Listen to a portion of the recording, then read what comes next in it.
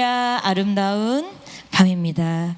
저는 오늘 여러분과 함께 고린도전서 4장 1절부터 6절의 말씀을 함께 보도록 하겠습니다. 오늘 저는 이 고린도전서의 말씀을 함께 살펴보면서 판단에 대해서 한번 생각해 보려고 합니다. 제가 이제 설교를 하고 나면요, 설교를 하고 이제 기도하는 시간이 있지 않습니까? 기도하는 시간에 뭐 갈멜산이 됐든 새벽 예배가 됐든 설교를 끝내고 이제 기도 인도를 하고 정말 제가 개인적으로 기도할 시간이 되면요, 제일 첫 마디가, 저의 기도의 제일 첫 마디가 조금 이제 거칠 수도 있는데 미쳤어입니다. 미쳤어, 변신에 미쳤어. 또 왜냐면 제가 말씀을 전할 때마다 제가 이렇게 완전하고 온전한 사람이 아니잖아요. 그리고 어렸을 때부터 저를 보아오신 여러분들이 계시기 때문에 여러분 앞에서 설교를 한다는 것 자체가 저에게는 굉장히 큰 어려움이긴 해요. 그렇지만 이곳에서는 담임 목사님이시고, 그리고 담임 목사님 앞에 계시는 하나님께서 시키신 일이기 때문에 과거에나 변신해야 한 사람을 내려놓고 자유하게 설교를 합니다. 그런데 제가 이제 의자에 딱 앉으면 그때 변신해로 돌아가는 거예요. 그래서 미쳤어, 네가 무슨 자격이 있다고 그러기까지 말을 했어. 미쳤어, 네가 지금 무슨 생각을 하는 거야, 막 이렇게 얘기를 하는데, 오늘도 제가 여러분께 말씀을 전하면서 말씀 끝나면 또 제자리에서 미쳤다고 기도할 수도 있겠지만 오늘도 여러분과 함께 말씀을 보려고 합니다. 근데 이 말씀은 제가 늘 여러분께 드리는 말씀 중에 하나지만, 여러분들 누구를 핀잔하거나 여러분들 누구를 듣게 하거나가 아니라 제가 누구에게도 말씀드렸듯이 늘 저의 가장 부족한 부분, 저의 제일 감추고 싶은 부분이에요. 그래서 이번에도 하나님께서 되게 조금 제가 풀어나가기 어려운 말씀으로 계속 저를 강권적으로 이렇게 권면하시는 걸 제가 과정을 지켜보면서, 하나님, 그 누구보다 이 말씀을 전할 자격이 없는 사람이 저예요. 근데 제가 왜 이 말씀을 전해야 해요? 하나님, 제가 다른 말씀 준비한 게 있는데 그거 하면 안 돼요. 근데 이제 제 마음속에 어떻게 풀어나가야 될지도 모르겠는 말씀을 계속 이렇게 공급하시면서 하면서 이제 제가 이건 진짜 자신 없는 말씀인데 했는데, 그때 저에게 하나님께서 해주신 말씀이, 네가 자신 없고 네가 가장 못하는 거니까 네가 이 설교로 말미암아 조금 다듬어지면 돼. 네가 설교하면서 그 죄로부터 자유해지면 돼 라는 감동을 주셔서 뻔뻔스럽게 다시 한번, 전 한 번도 그런 적이 없는 것처럼 설교를 하겠지만, 여러분들 이거는 나 때문에 나 들으라고 하는 얘기구나 라고 생각하지 마시고 저에 대한 고백이라고 들어주셨으면 좋겠습니다. 저는 오늘 여러분과 함께 고린도전서 4장의 말씀을 한번 생각해 보려고 합니다. 근데 고린도전서 4장 1절부터 6절의 말씀은 실은 이 앞에 있는 말씀의 결론이에요. 고린도전서 1장, 2장, 3장에 관한 결론인데, 우리가 이 본문을 잘 풀어나가기 위해서는 고린도 교회가 처해 있는 상황을 먼저 짚고 넘어가야 돼요. 그래서 고린도전서는 여러분도 아시다시피, 우리가 알고 있다시피 누가 쓴 책이죠? 고린도전서를 쓴 사람이 누굴까요? 맞아요, 바울이에요. 바울이 누구에게? 고린도라는 지방에 있는 그 교회 성도들에게 편지를 썼어요. 그럼 바울이 고린도 교인들에게 왜 편지를 썼을까요? 여러분, 고린도전서 1장 11절을 한번 휘리릭 넘어가 보시기 바랍니다. 고린도전서 1장 11절을 한번 펴보시기 바랍니다. 제가 읽어드릴게요. 내 형제들아, 글로에의 집 편으로서 너희에게 대한 말이 내게 들리니 곧 너희 가운데 분쟁이 있다는 것이라. 당시 바울은 이 고린도전서를 쓸 때, 편지를 쓸 때 에베소에 머물고 있었어요. 에베소에 머물고 있었는데, 오늘 성경에 본 것처럼 글로의 집안 사람들이 고린도에서부터 누구를 찾아온 거예요? 바울을 찾아온 거예요. 바울을 찾아와서 바울 사도, 바울 선생님, 저희 실은 고린도 교회에 이러한 문제가 있습니다 라고 그 고린도 교회의 분쟁에 관한 소식을 듣게 돼요. 근데 이 얘기는 글로의 집안 사람뿐만이 아니라 그 이후에 바울을 찾아오는 스데바나의 일행이라든지 아니면 고린도에 있는 교인들이 직접 막 편지를 써서 바울에게 막 보내요. 그래서 고린도 교회에 바울 선생님, 분쟁이 일어났고요. 분쟁뿐만이 아니라 여러 가지 문제점들이 있습니다. 그래서 바울이 이것을 편지로나마 다른 사람을 통해서라나마 듣고, 야, 고린도 교회야, 너희들이 이런 일을 행하는 게 옳지 않아. 너희들이 이렇게 하는 건 하나님이 원하시는 바가 아니야 라고 편지를 적어서 고린도 교회 사람들로 하여금 권면하고 엄히 꾸짖게 하고 바로잡고자 하는 목적을 가지고 기록되었습니다. 그럼 여러분, 고린도 교회에는 어떠한 문제가 있었을까요? 우리가 고린도 전서를 통해서 고린도 교회에 대해서 굉장히 많이 들어봤어요. 고린도 교회 하면 생각나는 문제가 혹시 기억나시는 분들 계시나요? 에? 누가 뭐라 하신 것 같은데? 뭐라고요? 뭐라고요? 이 고요한 정막 어쩔까? 자, 고린도 교회는 제가 아까 말씀드렸듯이 분쟁이 있었어요. 사람과 사람 간에 당파 싸움, 파가 나눠져 있었어요. 그런데 또 놀랍게도 고린도전서 5장 1절부터 13절에 보면요, 교회 안에 근친상 간의 죄도 있었어요. 굉장히 충격적이죠. 그리고 그리스도인들의 사이의 송사 문제, 법적인 문제가 있었어요. 6장에 나오죠. 그 다음에 일반적으로 성적 부도덕성이 너무 심각했어. 교회임에도 불구하고. 그 다음에 교회 결혼에 대한 고민, 결혼을 해야 된다, 말아야 된다, 우상 재물에 관한 문제, 그 다음에 주의 만찬에서 막 맘 놓고 막 풀어제끼고 먹는 사람들, 그 다음에 영적 은사의 남용 등등해서 여러 가지 문제가 있었어요. 이 모든 문제를 다 갖고 있는 고린도 교회를 신약 학자들은 현대 교회와 가장 닮은 교회를 꼽으라면 단연 고린도 교회를 꼽는데요.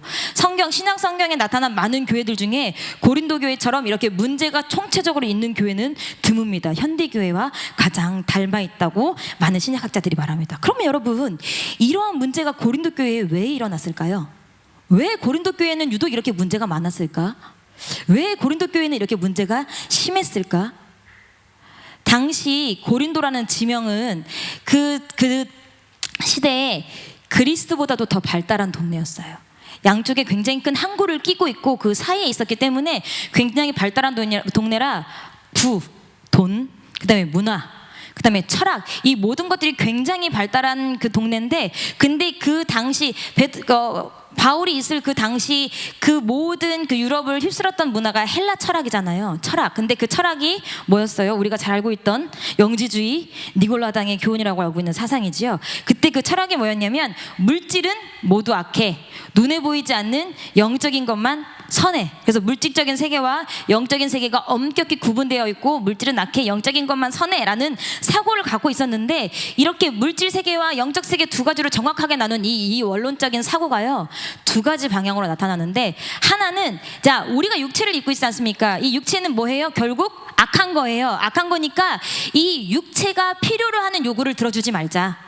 어차피 얘는 악한 거니까 이 육체의 필요를 조건을 들어주면 육체가 더 악한 육체가 성할 뿐이야. 그래서 금욕주의, 극단적 금욕주의가 나와요. 그래서 생존하기 위해 가장 필요한 음식만 섭취하고, 결혼하지 아니하고, 옷 사입지 아니하고, 닦지 아니하고 고행하는 사람들처럼 극단적인 금욕주의가 나오고, 또 하나는 여러분들이 굉장히 잘 아듯이 영지주의.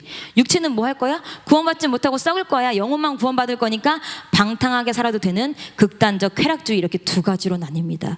그 당시 고린도라는 도시에 있었던 일이에요. 근데 이게 어디까지 침투한 거예요? 고린도 교회까지 침투한 거예요. 그래서 성적으로 방종하는 반면, 야, 결혼하면 안 돼, 우리는 결혼하지 말고 극단적으로 하나님이 오실 날을 기다려야 돼 라고 말하는 사람이 공존하는 그런 고린도 교회였습니다. 근데 이 고린도 교회의 상황을 더욱 악화시킨 원인이 있어요. 이 고린도 교회가 여러 가지 문제가 있었지만, 이 문제가 해결되지 아니하고 문제가 점점 더 커지는 정말 큰 원인은 바로 지도자의 부재였습니다. 영적 지도자의 부재. 그러면 당시 고린도 교회는 영적으로 목회를 하는 목회자가 없었나요? 이때 영적 지도자, 고린도 교회 영적 지도자가 혹시 누군지 아십니까? 누군지 아십니까? 네, 저 이래봬도 신학을 공부한 여자입니다. 제가 조직신학은 점수를 정말 못 받았는데 신약학과 구약학은 점수를 잘 받은 제가 알려드리겠습니다. 이 본문에서도 굉장히 논란의 요지가 많이 되는 아볼로예요. 당시 고린도 교회 목회자는 아볼로였어요. 근데 아볼로라는 지도자가 있는데 왜 이렇게 문제가 많지? 자, 그러면 지금부터 그 원인을 한번 살펴보도록 하겠습니다. 우리가 지금 고린도전서 1장 11절을 좀 전에 읽었는데요, 12절을 한번 제가 읽어드리겠습니다. 이는 다름 아니라 너희가 각각 이르되 나는 바울에게, 나는 아볼로에게, 나는 게바에게, 나는 그리스도에게 속한 자라 하는 것이니. 뭐가 문제예요? 영적으로 영적 지도자, 그 교회 목회를 하고 있는, 고린도 교회 목회를 하고 있는 아볼로가 있음에도 불구하고 사람들이 아볼로보다는 바울을 찾는 사람들이 있었던 거예요. 난 바울 아니야, 난 게바파야. 야, 바울 게바타 필요 없어, 난 예수 그리스도파야. 아니지, 지금 현재 우리 교회를 목회하고 있는 아볼로가 짱이지. 이렇게 서로 사람들이 굉장히 나뉘어졌어요. 자, 여러분, 왜 고린도 교회가 이처럼 분열되었을까요? 바울과 아볼로, 베드로 뭐 이런 사람들이 분열을 주장했을까요? 야, 내가 바울이잖아. 내 말만 들어. 야, 지금 목회하는 사람 아볼로 나야. 내 말만 들어. 야, 그래도 뭐니 해도 예수를 직접 본 나 베드로 아니야. 내 말을 들어. 이 사람들이 조장했을까요? 아니요. 그 사람들이 조장한 게 절대 아닙니다. 이들이 분열하게 된 것은 고린도전서 1장 13절 서두에 등장합니다. 1장 13절 그리스도께서 어찌 나뉘었느냐. 바울이 진단한 고린도 교회의 분열의 원인은요, 그리스도로 세워진 교회였는데 그리스도 중심에서 뭐 중심으로 넘어간 거예요? 사람 중심으로 넘어간 거예요. 바울과 아볼로, 계바, 즉 구원과 교회의 시작이 될 수 있었던 복음을 잊고 다른 것으로 바꿔치기를 한 거예요. 복음 대신 무엇을로 바꿔치기를 했을까요? 그것은 바로 지혜입니다. 고린도전서 1장 20절을 한번 읽어보겠습니다. 고린도전서 1장 20절입니다. 준비 시작.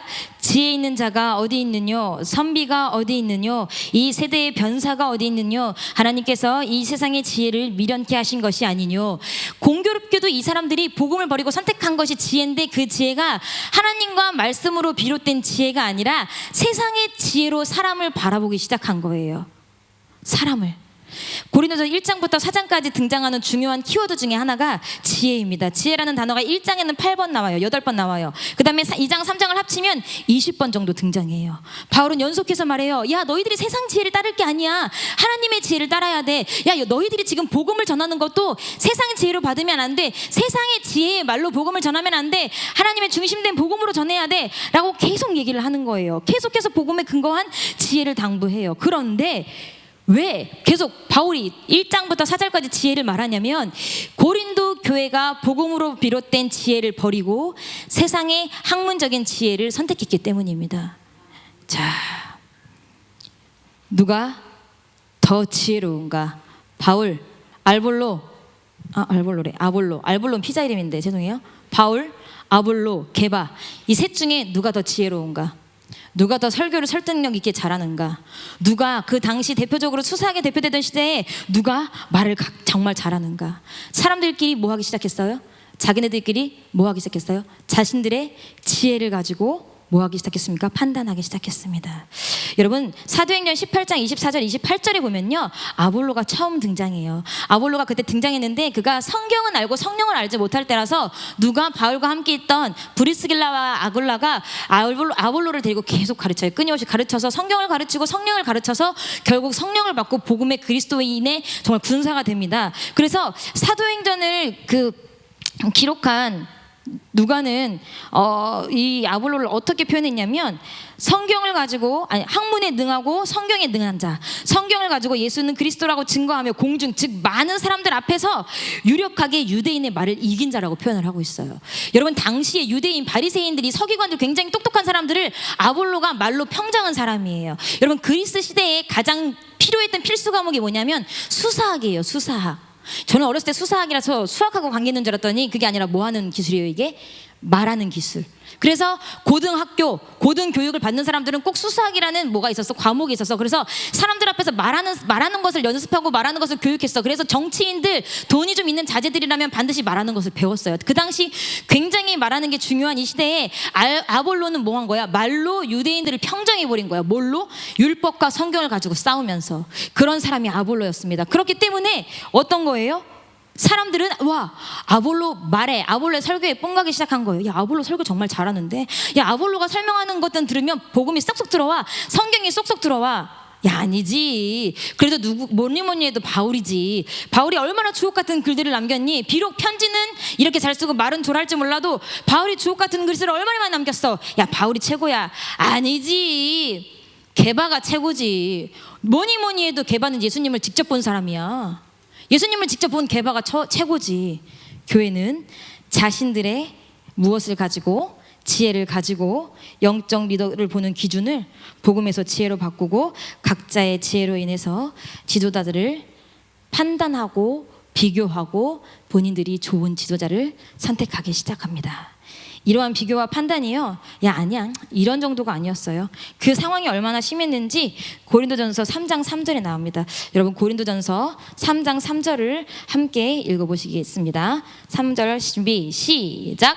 너희가 아직도 육신에 속한 자로다. 너희 가운데 시기와 분쟁이 있으니 어찌 육신에 속하여 사람을 따라 행함이 아니리요. 4절 한번 읽어볼까요? 시작. 어떤 이는 말하되 나는 바울에게라 하고 다른 이는 나는 아볼로에게라 하니 너희가 사람이 아니리요. 뭐랍니까? 시기가 있어요. 서로 다툼이 있어요. 분쟁까지 왔어요. 이게 이례적이었을까요? 한 번 생겼을까요? 아니요. 이 파벌, 바울파야, 아볼로파야, 게바파야, 이 파벌이 끝나지 않으니까 결국 누가 간 거예요. 바울에게 얘기하러 편지가 전해진 거예요. 왜?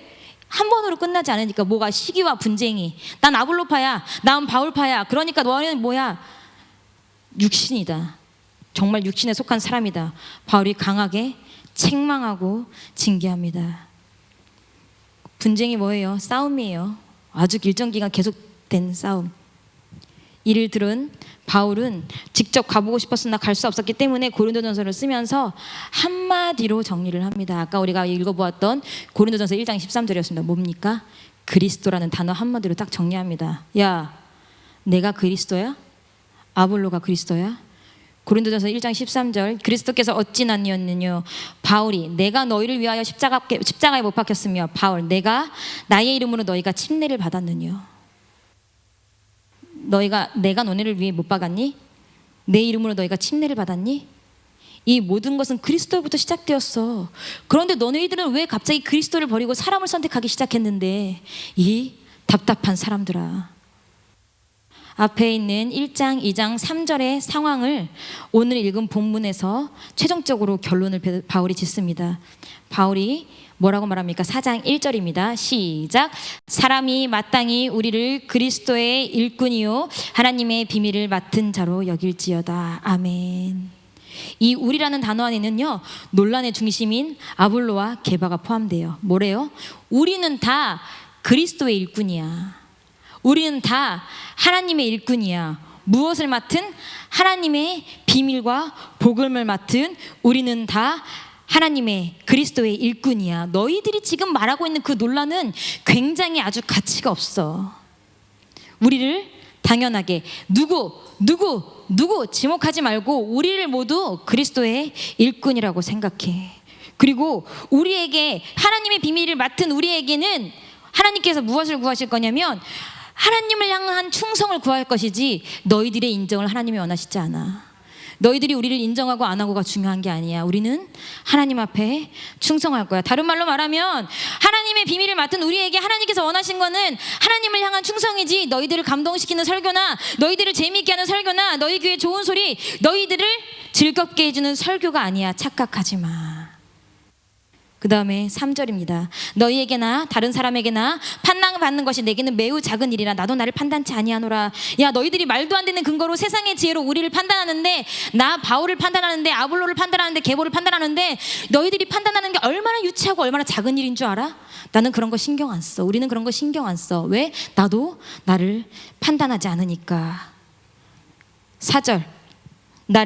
내가 제가 아무것도 깨닫지 못하나 그러나 이를 인하여 이롭다함을 얻지 못하노라. 다만 나를 판단하신 일은 오직 주시니라. 나는 내가 한 사역으로, 내가 한 충성으로 하나님 앞에만 판단받을 거야. 너희들은 나를 판단할 자격이 없어. 그 판단이 무의미해. 그러니 모든 판단을 그만두고 분쟁을 그만둬가 바울의 외침이고, 고린도서 1장부터 4절까지 제가 오늘 여러분들에게 당부드리고 싶은 성경의 개요입니다. 제가 여러분들에게 당부 싶은 게 있어서 제가 오늘 말씀을 굉장히 여러 번 묵상하고 고민하고 여러 가지 책을 살펴봤습니다. 그 첫 번째 당부는 여러분, 설교자를 판단하지 말라는 것입니다. 여러분, 바울이 누구였습니까? 아볼로가 누구였습니까? 게바가 누구였습니까? 다 고린도교회를 거쳐가며 말씀을 전파하고 설교를 했던 설교자들입니다. 그들을 고린도 사람들이 본인들의 철학적 사상으로, 세상의 지혜로 판단하기 시작합니다. 나는 저 사람의 설교가 맞아. 아니, 나는 저 사람의 설교의 수준이 맞아. 이 사람 설교는 별론데. 지금 예전에는 됐습니다. 지금 저희 담임 목사님이 계시지 않습니다. 담임 목사님이 계시지 않고 지금 우리 병광도 전사님, 우리 변학수 목사님 이렇게 셋이서 돌아가면서 설교를 하고 있습니다. 셋이서 돌아가면서 설교를 하고 있는데 병광수 전사님 있고 변학수 목사님이 있어서 저희 셋은 짐을 좀 덜었습니다. 여러분들 하루에 설교가 2번씩 목사님이 지금 13일 가 계시는데 13일이면 몇 번입니까? 26번이에요.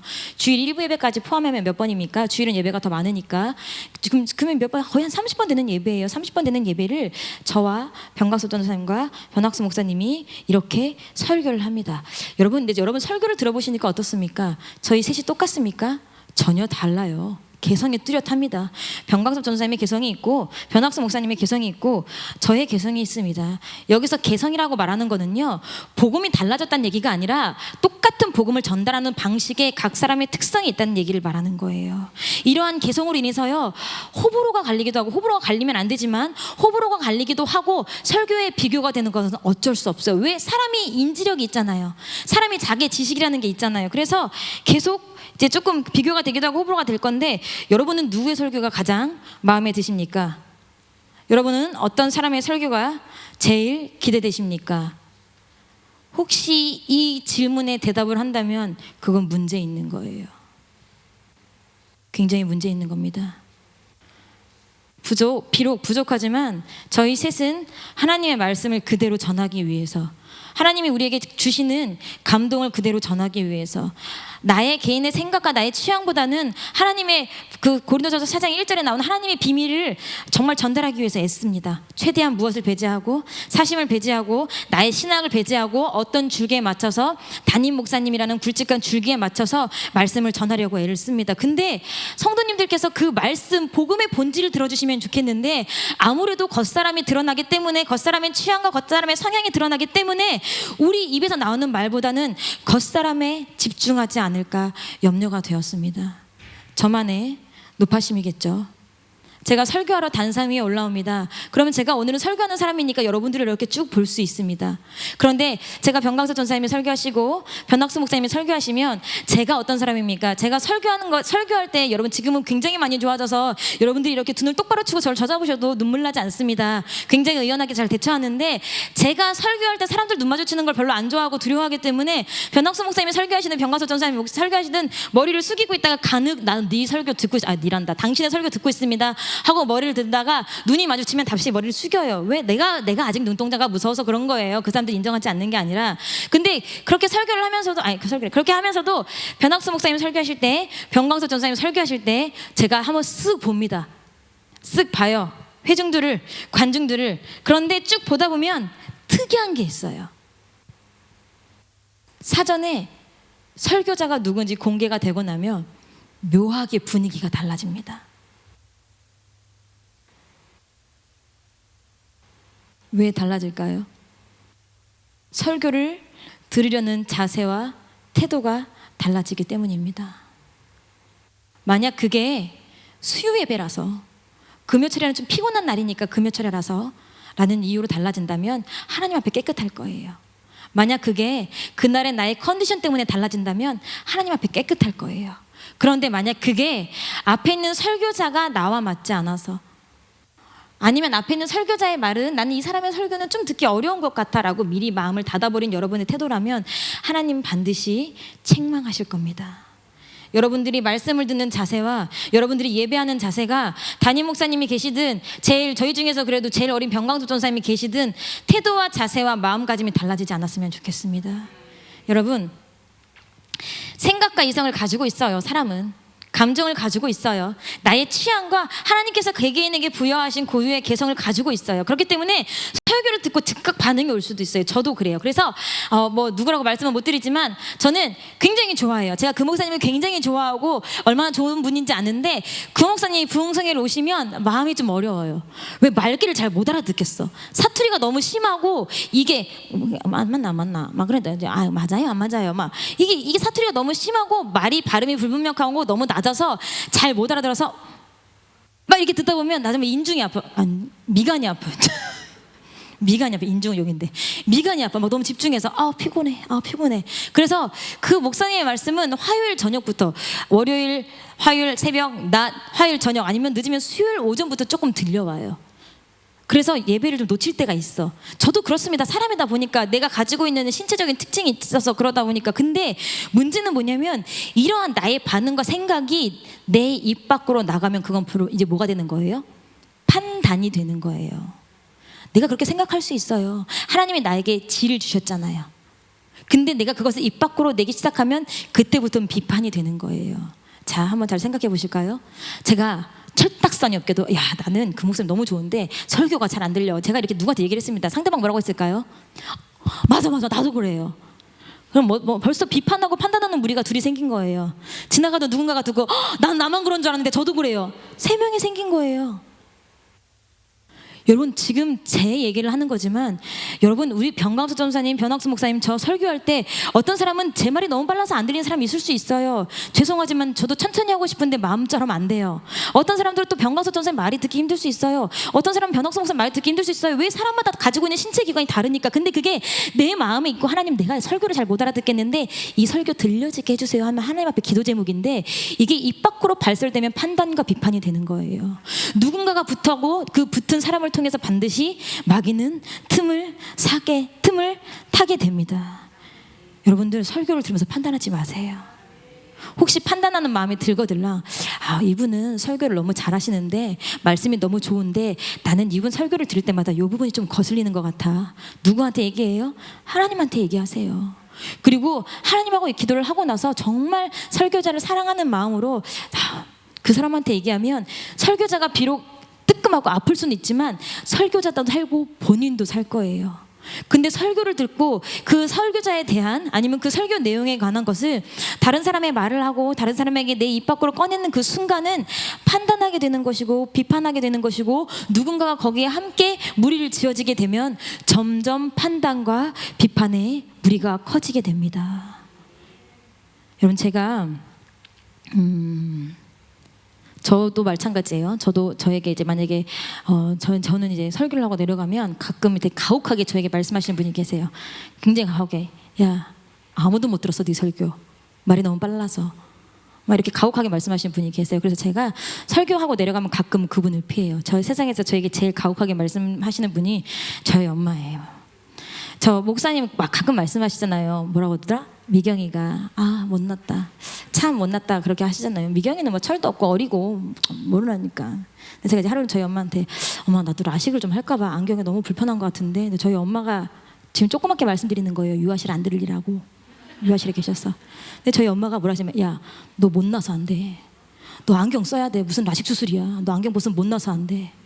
제가 그래서 그때 라식 수술을 포기하고 안경을 막 꿋꿋하게 쓰고 다닙니다. 엄마가 나한테 못났다고 해서 엄마가 나한테.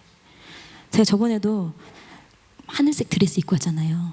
드레스래. 하늘색 원피스 입고 왔잖아요. 막 사람들이 여신 같아요. 전도사님 시원해 보여 예뻐요. 근데 저희 엄마가 위아래로 훑어보시면서 그건 주순 거야? 야 그런 건 60대가 입어야지. 그래서 너무 마음에 상처받아가지고 그럼 엄마 입을래? 난 줘도 그런 건 안 입어. 그래서 제가 그 옷을요 교회 공식적인 일이 없을 때만 입고 와요. 이렇게 말씀하시는 분이 저의 설교는 가만두시겠습니까? 굉장히 날카롭고 굉장히 직접적으로 말씀하십니다. 근데 그 설교에 대한 저희 그 엄마의 피드백은 저를 살려요. 그리고 여러분도 살리고요.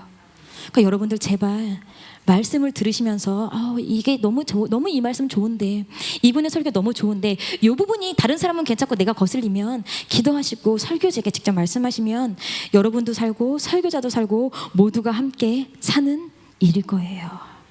여러분 설교자를 절대 가리면 안 돼요.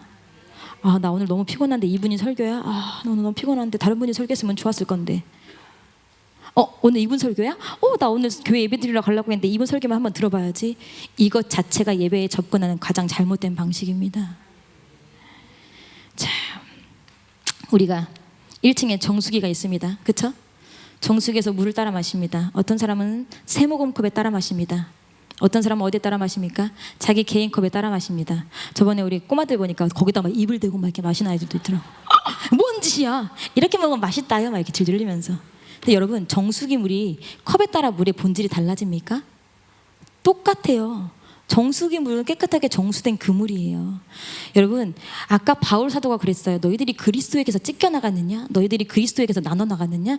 여러분, 부족하지만 저희들이 한 목소리로 전하는 건 성경이고 복음입니다. 그런데 저라는 컵에 담겨서, 저기 이렇게 각자의 컵에 담겨서 그 모양만 변할 뿐이지 그 본질은 다르지 않거든요. 근데 사람들이 컵만 보고 컵에 현혹돼서 달려들 수도 있는 거예요.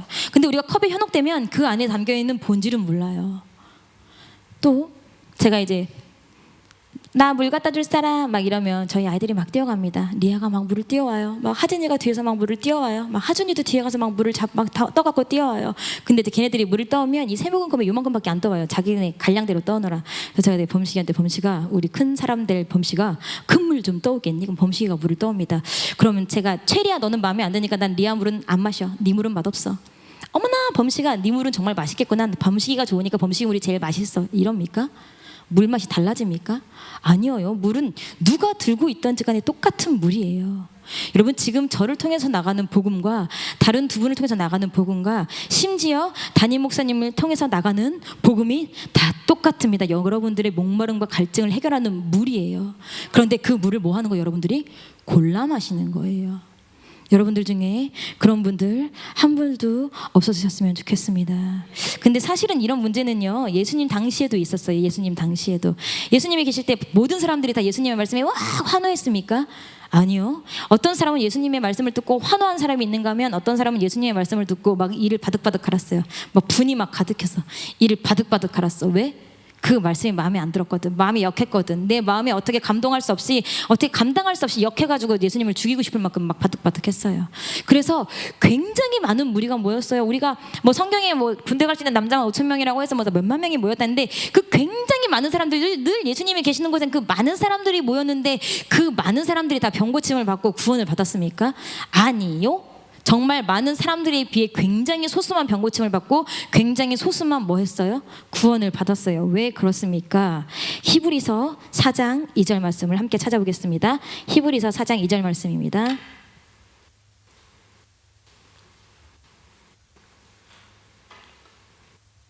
준비 시작. 저희와 같이 우리도 복음 전함을 받은 자이나, 그러나 그 들은 바 말씀이 저희에게 유익이 되지 못한 것은 듣는 자가 믿음을 화합지 아니함이라. 아멘. 듣는 자가 뭐를 화합지 아니했대요? 믿음을 화합지 아니했대요. 믿음을 화합지 아니했대요. 여러분들은 어떻습니까?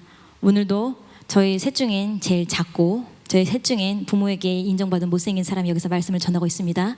여러분들 저의 말씀에 믿음으로 화합하고 계십니까? 진심으로 믿음으로 아멘하고 계십니까? 저라는 사람한테 공감하라는 얘기가 아닙니다. 저라는 사람한테 함께 동조하라는 얘기가 아닙니다. 비록 부족한 사람이지만 제 입에서 나오는 말씀에 공감하시라는 얘기입니다.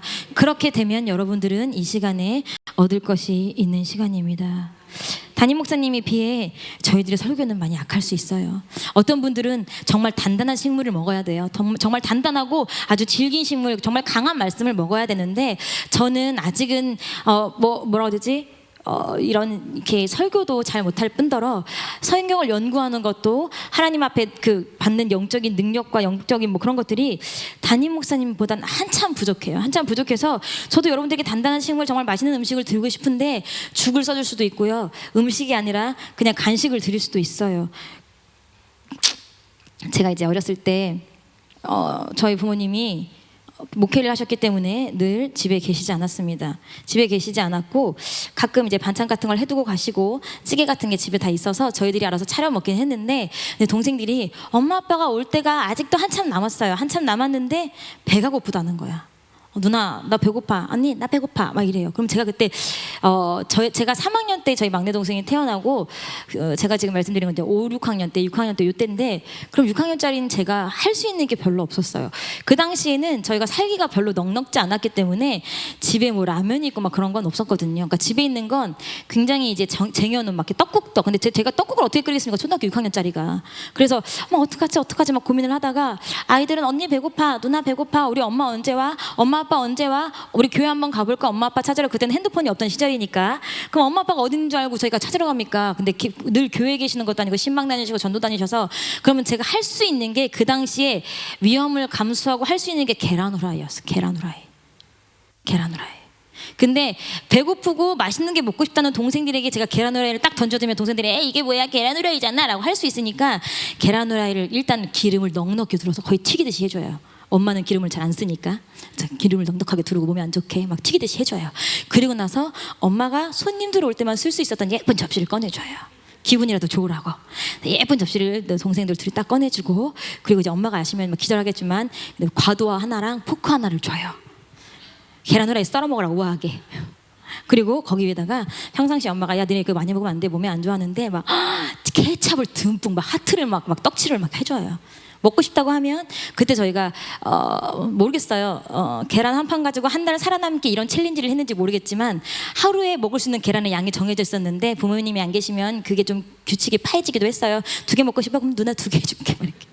어쨌든 그렇게 해서 해주면 아이들이 너무 좋아해요. 언니 우리 그때 갔던, 기억나실지 모르겠지만 동백 지하에 있는 돈가스집 같다. 동백 지하에 그때 돈가스집 있었어요. 돈가스집 같다. 언니 나 지금 계란가스 먹는 것 같아 막 이러면서 굉장히 기분 좋게 아이들이 후라이를 먹었어요. 그러면 그게 보잘것없는 음식이에요. 케찹밖에 안 둘렀어요. 그냥 예쁜 접시에 아이들 기분 나라고 과도하고 포크밖에 안 줬어요. 근데 애들은 그걸 굉장히 흡족하게 먹고 부모님이 오시는 10시 11시까지 지치고 허기진 배를 달랬어요. 기분 좋게 굶지 않고 요기를 했다 이 얘기예요. 저는 지금 여러분들에게 계란 후라이를 해드리고 있는 중입니다. 담임 목사님처럼 굉장히 맛있는 풀코스 만찬을 해드리면 좋은데, 제가 이제 아직은 뭐 영역과 성경을 연구하는 실력이 부족하기 때문에 그 정도 해드린다고 저는 준비하고 왔지만, 어쨌든 계란 후라이를 여러분 지금 만들어 드리고 있는 거예요. 근데 이 계란 후라이 어떻게 하면 여러분들이 맛있고 기분 좋고 정말 잘 먹을 수 있을까 싶어가지고, 그래서 제가 막 되게 막 이것저것 막 받다 붙여서 열심히 해드리는 거예요. 제가 이제 말씀을 준비하면서 이렇게 말씀을 많이 연달아 준비한 건 아니니까 이번에 감사해요. 저번에 이제 병가숙 전사님 수술하시고 담임 목사님 부흥성에 가셨을 때 제가 2박 3일을 혼자 한 적이 있지 않습니까? 그때 제가 병강석 가서 전사님 얼마나 마음속에 미웠는지 아십니까? 그 등치 그렇게 커가지고 허리가 아프다고 말 같지도 않더라고 있어. 이러면서 근데 장화희 전사님이 그때 이제 한번 설교를 해주셔가지고 정말 감사합니다. 하나님 장하이 전사님 보내주시는데 제가 병강석을 욕했어요. 막 회개했는데, 어쨌든 지금도 설교가 연달아 있지 않고 띄엄띄엄 있어서 살만은 한데, 우리 찬양 사역자들도 일주일에 가장 부담되는 예배, 너희들이 찬양 인도할 때 일주일에 가장 부담되는 예배가 언제냐 하면 단연코 금요철야를 얘기를 해요. 왜냐면 우리가 금요철야 때 막 팍팍 찬양하고 말씀 팍팍 듣고 30-40분을 기도하려면 찬양과 말씀이 쭉 힘을 받아서 기도의 포텐이 터져야 되는데, 제가 저의 영적 능력으로 이 금요철야 기도 시간을 버틸 수 있을까? 내가 해낼 수 있을까? 담임 목사님, 우리 교회 목사님이 하나 더 있는데 그분 시키지 왜 이렇게, 아무튼 막 별 생각을 다 했습니다. 그리고 담임 목사님이 처음에 제가 신학교를 갈 때 저한테 뭐라고 하셨냐면, 신혜야 걱정하지 마. 아빠가래. 그러니까 예전에는 목사님이 손으로 원고를 다 쓰셨어요. 근데 컴퓨터가 생기고 나서 목사님 정말 이제 한다면 하시는 분이잖아요. 본인이 평생 해왔던 손으로 쓴 원고를 컴퓨터로 다 입력을 해놓으셨어요. 그래서 목사님이 하드에 컴퓨터가 자기가 처음 목회할 때부터 지금까지 모든 설교를 다 갖고 계세요. 그래서 제가 처음에 신학교에 입학할 때 신학 걱정하지 마. 설교 아빠 하드 다 줄게. 아빠 설교 다 준대요. 그래서 진짜요? 아빠 설교 줄줄줄줄 읽기만 해도 1시간 반은 너끈해요. 그래요? 너무 잘 됐는데. 그리고 나서 제가 이제 처음 목사님 설교 시키셨을 때 저 그거 하드 어디 있어요? 뭐? 저 설교 주신다면서요. 그거 나 은퇴하면. 이런 말 같지도 않은 소리를. 그럼 처음부터 조건을 제시를 하던가. 나 은퇴하면 줄게라고. 나 그거 하나만 했는데. 그래서 제가 또 어떤 사람입니까? 제가 이제 또 꾀가 많지 않습니까? 목양실에 잠입을 해서 조용히 컴퓨터를 뒤집니다. 타닥타닥타닥타닥타닥. 저희 목사님 뭐 앞에서 일하는 사람들 알겠지만 비밀번호 눈은 언제나 똑같으니까 타닥타닥타닥타닥 막 잠입을 해서 다 뒤집니다. 없어 못 찾겠어.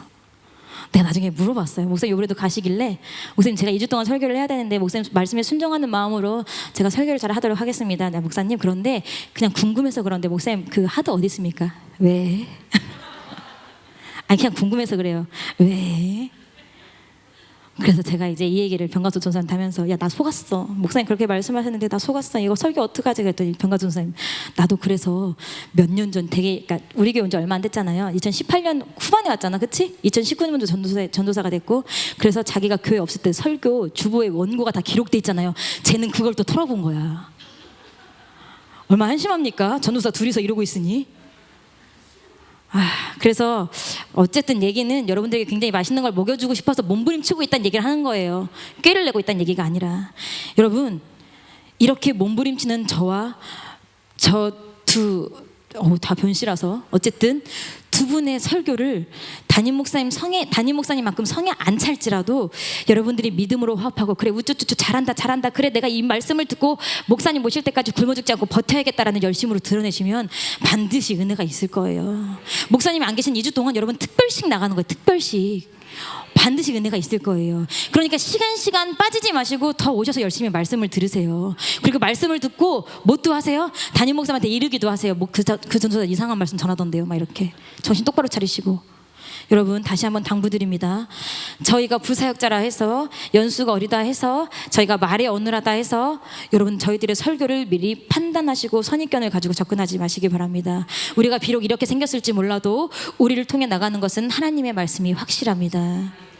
두 번째 당부를 드리고 싶은 것들은요, 여러분 서로를 판단하지 말라는 겁니다. 서로를 판단하지 마세요. 서로를 비판하지 마세요. 서로를 비방하지 마세요. 마태복음 7장 2절을 제가 함께 읽어드리겠습니다.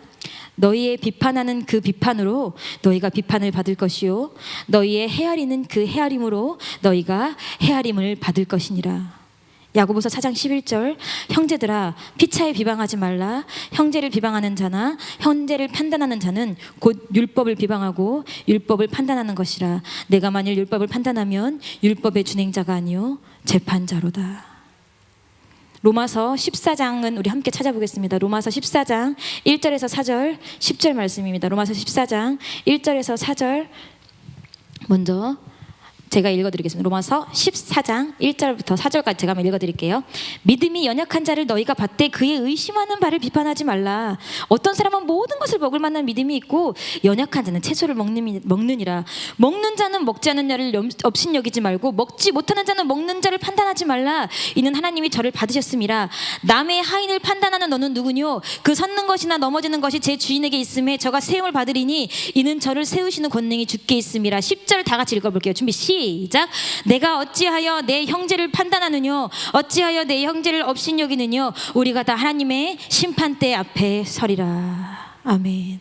우리가 지금 제가 읽어드리고 여러분이 함께 읽은 그 성경 본문에 공통적으로 나온 단어가 있어요. 판단, 비판, 비방. 비판이 뭐예요? 현상의 사물의 옳고 그름을 판단하여 밝히거나 잘못된 점을 지적하는 거예요. 이런 판단은 뭐예요? 어떤 대상에 대하여 무슨 일인가를 판정하는 인간의 생각하는 힘이래요. 비방은 뭐예요? 남을 비웃고 헐뜯어서 말하는 거예요. 판단, 비판, 비방, 이 세 가지 단어의 공통점이 있어요. 뭐가 있어요? 공통점이 뭐냐면 그것은 대상이 있어야 된다는 거예요. 판단할 대상이 있어야 돼요. 비방할 대상이 있어야 돼요. 비판할 대상이 있어야 돼요. 그럼 여러분 제가 여쭤보겠습니다. 여러분 비판과 판단과 비방을 한 번도 안 해본 사람은 없을 거예요. 모두 다 해보셨을 거예요. 그러면 그 비판과 판단과 비방의 대상이 있어야 되는데 그 대상이 여러분 스스로입니까? 아니면 나 스스로일 때가 많습니까? 다른 사람일 때가 많습니까? 만약에 여러분들이 비판과 비방과 판단을 여러분들 스스로에게만 했다면 여러분들은 진짜 완전 지금 다른 사람이 되셨을 거예요. 근데 문제는 비판과 판단과 비방을 누구를 향해서 합니까? 평생을 함께 하기로 한 남편에게 합니다. 내 뱃속으로 낳았는데 자녀에게 합니다. 직장 동료에게 합니다. 심지어 함께 예수를 믿자고 모인 우리들끼리도 합니다. 그렇기 때문에 우리 교회가 우리 사이가 서로 냉랭할 수도 있는 거예요. 왜? 비판받지 않으려고 비방받지 않으려고 판단받지 않으려고 행동을 조심해야 되잖아요. 트집 잡히지 말아야 하잖아요. 저는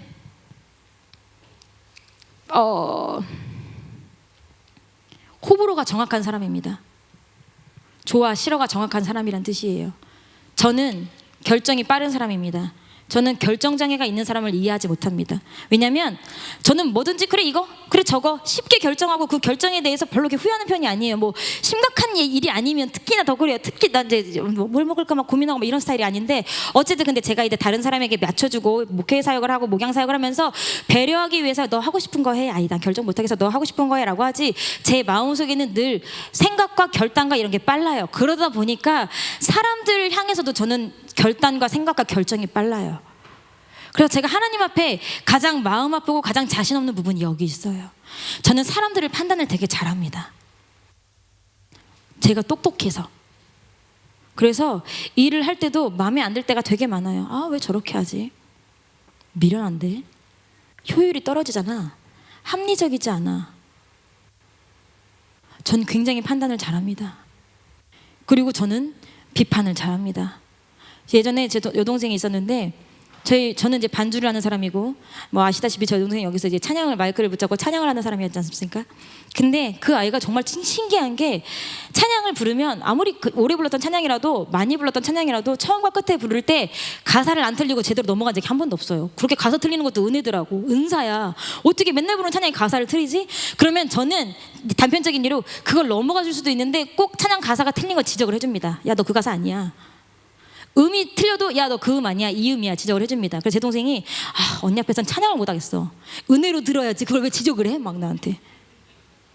제가 단편적으로 그래요. 생각이 빨라. 결단이 빨라. 제 스스로 똑똑해서. 그래서 사람을 볼 때도 판단을 잘하고 사람을 볼 때도 비판을 잘합니다. 이런 사람들 뭐라고 합니까? 네가 재판장이야?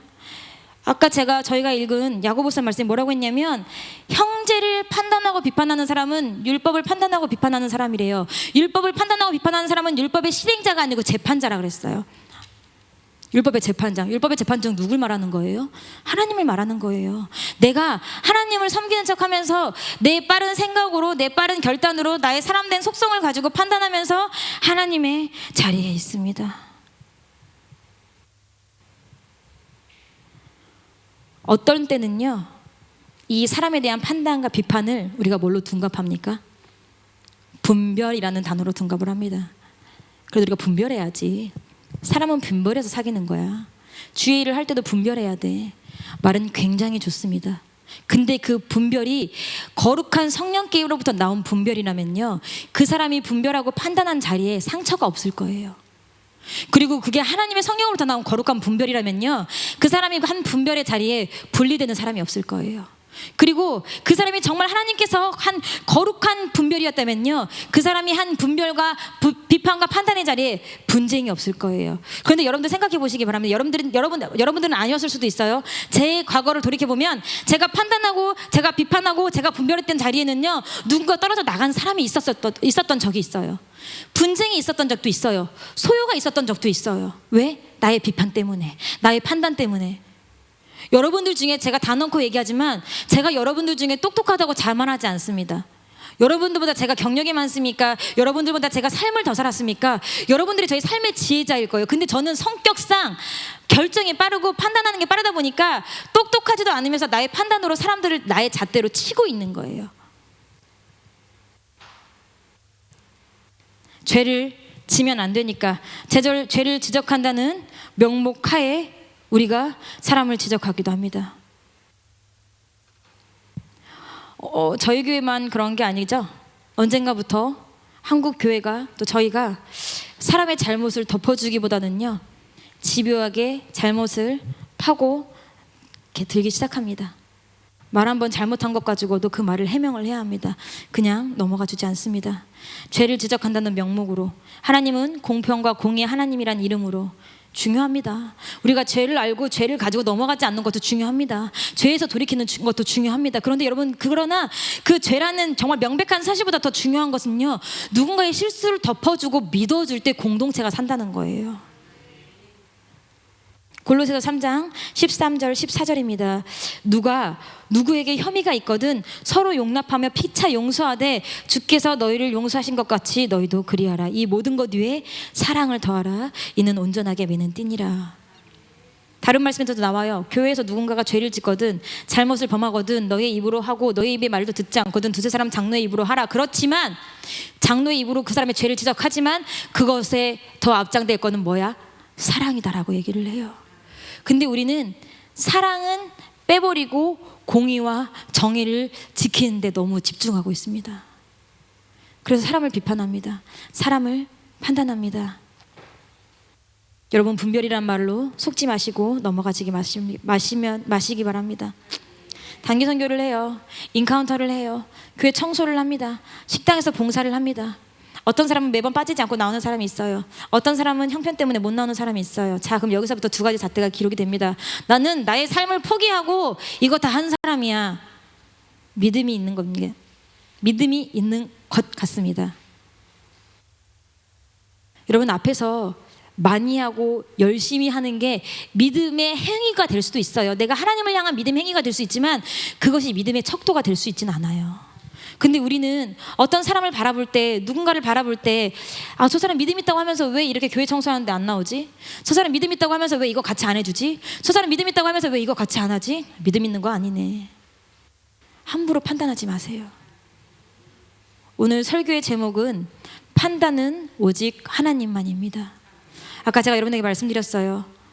판단을 하는 사람은 율법의 재판장이라고요. 판단은 재판장, 하나님의 몫이에요. 로마서에서도 나왔어요. 우리가 판단한 그 판단 가지고, 우리가 형제를 업신여긴 그 업신여긴 가지고 다 하나님의 심판대에 선대요. 여러분들 자유로우신 분 계십니까? 야고보서에서 말했습니다. 판단하는 사람은 율법의 재판자라고요. 비판과 판단은 무엇이에요? 내가 최고 지혜자란 얘기예요. 내가 제일 똑똑하단 얘기예요. 내가 너희들을 알려주게, 내가 너희를 다스릴게란 얘기예요. 결국 하나님과 같다는 얘기예요. 여러분들도 하나님이 여러분들의 삶을, 그럴 때 있잖아요. 예를 들어서 내가 예배를 못 나갈 상황이야. 예배를 못 나갈 상황이라 너무 마음이 아파. 내가 예배를 나가야 되는데 예배를 못 나가서 어떡하지? 그래도 하나님은 내 형편을 아실 거야. 하나님은 내 형편을 아실 거야. 하나님 내 형편 아시죠? 저를 불쌍히 여겨주세요. 자기한텐 그럽니다. 근데 어떤 사람이 부흥성회를 안 나왔어요. 왜 안 나왔지? 믿음 있는 사람이 집사인데 건설하면서 왜 부흥성회를 안 나왔지? 안 되겠네. 자기 형편은 하나님도 인정하실 만한 안타까운 형편이고 다른 사람의 형편은 형편이 아닙니까? 그래서 마태복음에 얘기한 거예요. 너희들이 헤아리는 그 헤아림으로 너를 도를 받을 것이라고. 여러분들 하나님 앞에 긍휼을 얻고 싶다면, 하나님이 여러분들의 형편과 사정을 받아주시길 원한다면 여러분도 다른 사람의 사정과 형편을 조금 들어주셨으면 좋겠어요. 그 사정과 형편을 인정하는 얘기가 아니에요. 그 사정과 형편을 조금 공감해 주란 얘기예요. 그 사람의 표면적인 행위에만 관심을 가지지 말고 그 사람이 그럴 수밖에 없었던 상황과 형편에도 관심을 가져달란 얘기예요. 오늘 성경에 보니까 다시 저희 고린도전서 4장으로 돌아오겠습니다. 고린도서 4장에 돌아보니까요 5절에 나와요. 5절에 뭐라고 나오냐면, 그러므로 때가 이르기 전 곧 주께서 오시기까지 아무것도 판단치 말라. 그가 어둠에 감춘 것들을 드러내고 마음의 뜻을 나타내시니 그때 각 사람에게 하나님께로부터 칭찬이 있으리라. 판단하고 싶어요. 누구를 비판하고 싶어요. 저건 아닌데라고 말하고 싶어요. 근데 꾹 참아요. 내 마음의 깊은 곳에 담아둬요. 꾹 참아요. 입 밖으로 발설하지 않아요. 왜? 막에 틈탈까봐. 왜? 내가 말하는 이 판단과 비판을 가지고 우리 공동체가 깨질까봐. 왜? 내가 말하는 판단과 비판을 가지고 나의 사랑하는 지체가 우리 공동체에서 분리될까봐 꾹 참아요. 내 자존심이 상한 일이 있어도, 내가 속상한 일이 있어도 꾹 참아요. 그런데 마지막에 하나님이 오시면 내 마음에 감추었던 것, 내가 다 숨겨놨던 것, 내가 꾹꾹 싸뒀던 것 하나님께서 다 드러내시고 너 이만큼 참았구나 칭찬하신다는 얘기예요. 근데 지금 여러분들이 가지고 있는 짧은 소견으로, 여러분들이 가지고 있는 생각으로 저 사람은 안 돼, 저 사람은 별로야, 저 사람은 안 될 것 같은데, 저 사람은 또 저랬네, 저 사람은 또 저럴 거야, 저 사람은 안 변할 거야. 얼마나 우리가 많이 얘기를 합니까? 아이를 향해, 배우자를 향해, 그리고 여러분 스스로를 향해. 여러분 스스로도 판단하지 마시기 바랍니다. 제가 말씀을 들으면서 되게 놀라웠던 일이 하나 뭐냐면, 6절에 보니까 저희 어제 새벽기도 잠깐 드렸는데, 형제들아 내가 너희를 위하여 이 일에 나와 아볼로를 가지고 본을 보였으니. 제가 이제 이 말에 굉장히 깜짝 놀랐어요. 왜냐면 여러분 아볼로하고 다윗이래. 아볼로하고 바울이 무슨 사이인지 혹시 아십니까? 여러분, 고린도 교회를 누가 개척했을까요? 바울이 개척을 했어요. 1년 6개월 동안 복음을 전하면서 바울이 개척을 하고, 바울은 이제 에베소로 건너가요. 그럼 바울이 없는 자리를 누가 목회했다고요? 아볼로가 목회했어요. 그래서 바울이 개척한 교회를 아볼로가 부흥시킨 거예요. 그러면 이 교회에 대해서, 고린도 교회에 대해서 바울의 애정이 더 클까요? 아볼로의 애정이 더 클까요? 여기 대답하면 문제 있는 거예요. 문제 있는 거야. 바울도 아볼로도 고린도 교회에 대한 애정이 커. 왜? 자기네가 세운 교회가 아니야. 하나님의 복음을 심은 교회니까. 그래서 애정이 큽니다. 애정이 커서 두 사람이, 성도들이 내가 먼저야, 난 바울 말 들을 거야, 난 아볼로 말 들을 거야 할 때도 전혀 요동하지 않았어요. 둘이 합력해서 오히려 성경이 뭐래요? 내가 나와 아볼로를 가지고 본을 보였으니 너희들도 너희로 하여금 이 기록한 말씀밖에 넘어가지 말고 어쩌고 없어. 우리를 통해서 배워서 너희도 교만한 마음을 먹지 말래요. 바울과 아볼로가 철저하게 협력한 거예요. 만약에 저 같았으면 이 아볼로 이놈의 새끼 설교할 때 말이야, 교회에서 사역할 때 말이야, 고린도 교회에서 행사할 때 말이야, 나 바울을 잊지 않게 사람들한테 얘기를 해줘야지. 그래서 나의 존재를 자꾸 인식을 시켜줘야지 나를 잊지 않지. 그 교회 개척을 누가 했는데, 아볼로 지는 누구 때문에 이렇게 목회자가 됐는데 라고 생각했을 것 같아요. 근데 바울과 아볼로는 그러지 않았어요. 왜? 목적이 하나였어. 하나님의 비밀과 복음. 제가 요즘에 설교를 하면서 제가 눈에 보고 싶지 않은 것이 하나 있어요. 제가 굉장히 유치하고 굉장히 속이 좁은 사람이에요. 그래서 말하면 안 될 것 같아. 말하면 안 될 것 같아. 너무 여러분 집중하셔서 말하면 안 돼. 어쨌든 그러다 보니까 뭐예요? 사람의 눈치를 보는 사람은요, 육신의 사람이래요. 하나님 눈치를 보는 사람은 영적 사람이고요. 저도 설교하고 내려가서 뭐 하고 싶어요? 하나님 눈치 보고 싶어요. 근데 설교하고 내려가면 성도님들 눈치를 보게 돼요. 왜? 내 말에 걸려 넘어진 사람 없을까? 나 아까 좀 헛소리한 것 같은데 괜찮나? 내가 헛소리한 거 아무도 모르겠지? 나 누구를 겨냥한 말 아닌데 누가 겨냥했다고 들으면 어떡하지? 내가 아까 말을 너무 거칠게 한 것 같은데. 이거 참 별 생각이 다 들면서 사람의 눈치를 봐요. 막 헌금에는 하나님만 바라보게 해주세요, 하나님이 쓰시는 시간 되게 해주세요 하지만 사람의 눈치를 보게 된다고요. 저만 그럴까요? 여러분 굉장히 반비례합니다. 굉장히 반비례해요. 저희가 이제 3명이 돌아가면서 설교를 한다고 아까 말씀드렸지만 이 셋 중에 가장 독하고 가장 심장이 강한 사람 누구게요? 반비례. 단연코 저는 저라고 말씀드립니다. 그럼 저희 셋 중에 반비례 가장 심장이 약하고 눈물이 많은 사람 누구게요? 반비례. 설교 끝나면 막 코가 쑥 빠져 있어. 막 설교는 코가 쑥 빠져 있어. 막 혼자 막 설교할 때가 여기가 어두운데 설교 끝난 다음에 여기가 어두워져. 막 얼굴이 다 까매져. 왜? 설교하고 난 뒤도 무거워서. 변학수 목사님이 교회 사무실에 같이 있지 않으니까 설교 끝나고 쉬고 어떤 표정인지 모르겠지만 어쨌든 가장 약한 마음의 사람은 그렇더라고요. 그러니까 뭐예요? 사람의 눈치를 봐. 여러분들이 아이고 수고하셨습니다, 은혜 받았습니다, 그 한마디에 그래도 내가 할 만큼 했나 봐 막 이렇게 막 하다가 다른 사람한테 저렇게 말한 것 같은데 나한테 이렇게 말 안 해준 것 같은데 그럼 나는 실수했나 봐, 이렇게 사람의 눈치를 보게 된다고요. 그러지 말아야 되는데. 그러니까 여러분들이 설교를 듣고 나가시면서 은혜 받았습니다, 수고하셨습니다, 우리 누구한테만 하기로 해요? 담임 목사님한테만 하기로 해요. 담임 목사님한테만. 담임 목사님은 저희의 비교의 대상이 아니니까요. 근데 저희끼리 하면 속상해요. 조금 주눅 들고. 나 말고 반비례. 그 사람도 그렇고 저도 그래요. 변성 목사님 모르겠지만 어쨌든 우리 은혜 받았습니다, 수고하셨습니다, 오늘 설교 참 잘하셨습니다. 그건 누구한테만 하기로 해요? 우리 변임수 담임 목사님한테만 하기로 해요. 자, 바울과 아볼로 서로 뗄 수 없는 관계였어요. 바울은 심고 아볼로는 물을 주게 하시고 자라게 하시는 일은 전적으로 하나님이셨으니까 바울로 아볼로는 한 일이 없는 거예요. 그러니까 고린도 교회 사람들이 서로 난 바울파야 나는 아볼로파야 막 난리를 쳐도 별로 요동하지 않았어요. 제가 예전에 저희가 집에서 자주 해먹는 메뉴 중에 하나가 소고기 배추찜이 있어요. 여러분 소고기 배추찜 아세요? 소고기 배추찜이 있어요. 굉장히 쉬운 요리예요. 그래서 제가 소고기 배추찜을 쫙 해가지고 저녁을 딱 냈어요. 딱 냈는데 저희 신랑이 막 먹으면서 저희 아이한테 야 엄마가 오늘도 너 이거 너무 맛있지 않니? 엄마가 오늘도 우리에게 너무 맛있는 음식을 해주셨잖아. 우리 엄마한테 너무 감사하다고 인사하고 먹자 이러는 거예요. 근데 제가 그때 땀이 막 삐질삐질 났어요. 소고기 배추찜 여러분 아시는지 모르겠지만 소고기 배추찜은요 배추를 씻어서 막 깔아요. 그리고 그게 소고기를 얹어요. 그리고 20분 찌면 끝나요. 양념이고 뭐고 아무것도 없어요. 자 여러분 그러면 엄마가 수고했다고 하는데 제가 배추를 만들었습니까? 아니에요. 여러분 그럼 제가 소고기를 재배합니까?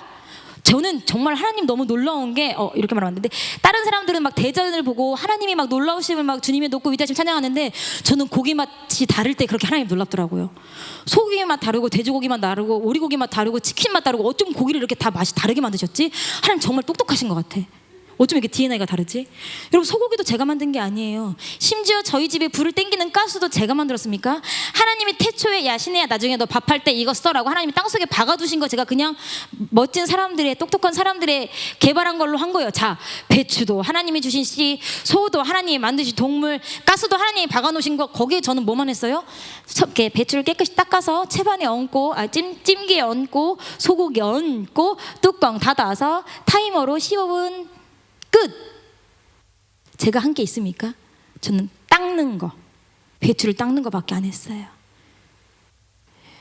여러분, 우리가 기억해야 될 것 하나가요, 내가 한 건 없어요. 말씀도 하나님께서 말씀을 주시고 성경을 주시기 때문에 우리가 설교를 하는 거고요. 여러분들이 이 자리에 앉아서 예배를 드리고 여러분이 봉사하는 것도요, 여러분에게 정말 봉사하지 않으면 안 될 것 같은 하나님의 구원에 감격을 주셨으니까 여러분이 하는 거예요. 여러분들이 특심이 뛰어나서, 여러분들이 열심히 뛰어나서, 여러분들이 누구보다 하나님을 사랑해서 내가 이렇게 하는 게 아니라 그 구원의 감격 때문에 한 거예요. 그리고 그 자리를 누가 주신 거예요? 하나님이 또 주신 거예요. 그래서 결국 우리가 모든 것을 하고 모든 것을 넉넉히 했음에도 불구하고 하나님 내가 있습니다라고 자랑할 수 없는 것, 바울과 아볼로처럼 우리가 교만할 수 없는 것은, 왜냐하면 우리가 한 것보단 하나님이 하신 게 더 크니까. 여러분들도 기억하셔야 돼요. 여러분들이 한 것보다 하나님이 하신 게 더 커요. 결국은 하나님이 하신 거예요. 그런데 우리가 누구를 비판하고 누구를 판단하겠습니까? 우리가 누구는 더 많이 하고 나는 더 많이 하고 저 사람은 더 조금 하고 누구를 판단하겠습니까? 우리가 무엇을 가지고 비판하겠습니까? 무엇을 가지고 비방하겠습니까? 여러분, 판단하지 마세요. 저 권사가, 저 집사가, 저 전도사가, 저 목사가, 저 청년이, 여러분 판단하지 마세요. 비판하지 마세요. 비방하지 마세요. 누구도 그 무엇도 판단하지 말고 비판하지 마세요. 여러분, 옆에 있는 사람 보세요. 이 옆에 있는 사람 없으면 여러분 혼자 예배 드리셔야 돼요. 여러분, 우리 교회에서 지금 여러분 상황 가운데서 누가 그렇게 마음에 안 들고 누가 그렇게 나를 걸리게 하는지 저는 알 수 없어요. 저는 알 수 없지만, 여러분 그럼 곰곰이 한번 생각해 보세요. 나 이 사람이 좀 불편해. 나 이 사람이 나를 좀 힘들게 해. 이 사람 우리 교회에서 없었으면 좋겠어. 자, 여러분들이 없었으면 하는 사람들을 하나씩 제해 보세요. 제해 보시고, 그러면 여러분들이 그 없어진 사람을 대신해서 한 사람씩 전도할 수 있나 한번 생각해 보세요. 하실 수 있습니까? 여러분들이 채울 수 있는 자신이 있다면 강력하고 당당하게 비판하시고, 그 사람의 교회를 나가든 나가지 말든 비판하시고 판단하세요. 그런데 여러분들이 그 빈자리를 채울 수 없다면 그 사람을 여러분이 그 사람의 편이 되세요. 비판하고 비방하지 말고. 제가 우리 성도님들 중에 이제 좀 안타까운 것 중에 하나는, 우리가 너무 잘 지내요. 서로가 너무 잘 지내고 너무 좋은데, 하나님의 담임 목사님께서 우리에게 목장을 주셨을 때는 목장끼리 하나가 되고 잘 지내라고 주신 거예요. 그리고 담임 목사님이 우리에게 여전도회를 주신 것은요, 여전도 남전도회를 주신 것, 여전도 회장, 남전도 회장을 중심으로 모두가 잘 지내라고 주신 거예요. 그런데 담임 목사님께서 인정하시는 이런 그룹 말고 개인적으로 계속 만나서 친목을 도모하는 건 사조직이에요. 그럼 하나만 여쭤볼게요. 교회 안에 굉장히 많은 사조직이 있습니다. 그러면 이 사조직은 누구의 통솔을 받습니까? 누가 리더가 됩니까? 여전도 회장이 리더가 되면 여전도 회장이 담임 목사님한테 보고하면 끝날 일이에요. 그런데 여전도 회장도 몰라요. 누가 어떻게 모이는지 몰라요. 남잔도 회장도 몰라요. 누가 어떻게 모이는지 몰라요. 보고가 안 돼요. 자기네들끼리 사조직을 만들어요. 자기네들끼리 더욱 친해요. 제 얘기하는 거예요. 우리끼리 친한 사람들끼리 모여요. 편한 사람들끼리 계속 모여요. 그 사람들끼리 계속 한 번, 두 번, 세 번 밥 먹는 시간 늘어나고 차 마시는 시간 늘어나면 그 사람들끼리만 친한 것 표시 안 내고 싶어도 표시가 날 수밖에 없어요. 그러면 그 무리를 보고 다른 사람은 분명 상처받을 거예요. 그 무리를 보고 다른 사람들은 생각은 낄 거예요. 저 사람들은 원래 친하니까. 저 사람들 저렇게 친하구나. 여러분 죄송해요. 제가 그랬어요. 제가 편한 사람, 제가 일하기 쉬운 사람 가까이 두고 제가 그렇게 실수를 했어요. 근데 그러다 보니까 저 때문에 의도치 않게 상처받는 사람들이 생기더라고요. 근데 거기에 제가 자유할까요? 나 일부러 그런 거 아니야. 나 하나님 영광 위해서 하나님 일하다가 그런 거야. 당당하게 말할 수 있을까요? 아니요. 하나님 저한테도 징계하실 거예요. 내가 너무 그 사람들만 보라 했어? 모든 영혼 다 돌보라 했지? 여러분들이 불편한 사람, 비판하고 판단하고 비판하는 사람 가까이 하기 힘든 거 알아요.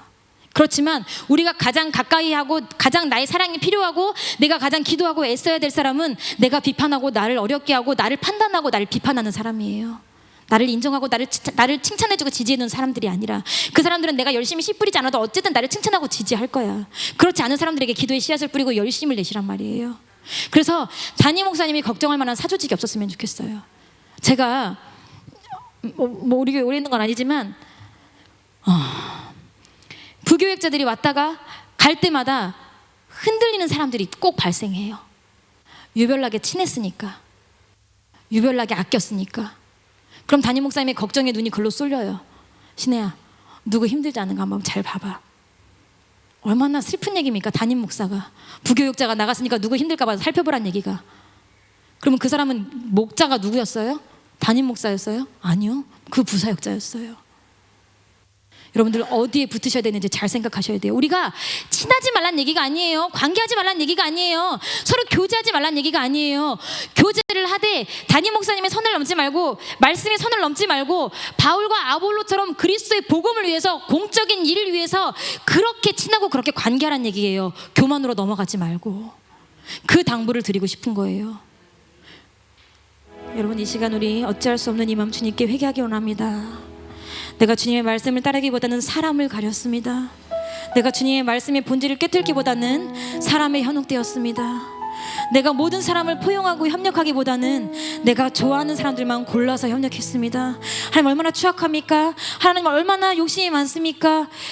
하나님 용서하여 주시옵소서. 모두를 포용하고 어떤 말씀이라도, 어떤 사람의 입에 통해서 나오는 말씀이라도 달게 받을 수 있는 나의 심령이 되게 하여 주시옵소서. 내가 사람을 업신여기고 사람을 비판하고 사람을 갈라치게 하고 사람을 낮게 여기고 이 모든 것 이 시간 회개했으면 좋겠습니다. 이 시간 주 앞에 철저히 회개했으면 좋겠습니다. 그래서 우리 설린교회가 서로가 서로를 비판하는 것이 아니라 서로가 서로를 용납하고 사랑하고 서로가 서로를 덮어줄 수 있는 설린교회가 됐으면 좋겠습니다. 네가 있어서 불편한 게 아니라 네가 있어서 행복한 교회가 됐으면 좋겠습니다. 우리 이 시간 두 손 높이 들고 주여 세 번 부르짖고 들은 말씀을 생각하시면서 다 함께 기도하시겠습니다. 주여